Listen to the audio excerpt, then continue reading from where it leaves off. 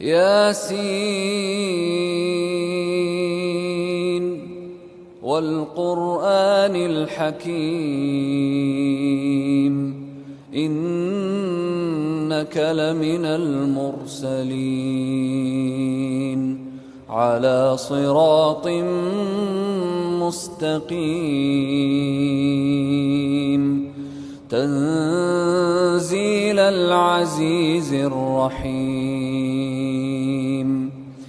لتنذر قوما ما أنذر آباؤهم فهم غافلون لقد حق القول على أكثرهم فهم لا يؤمنون. Likey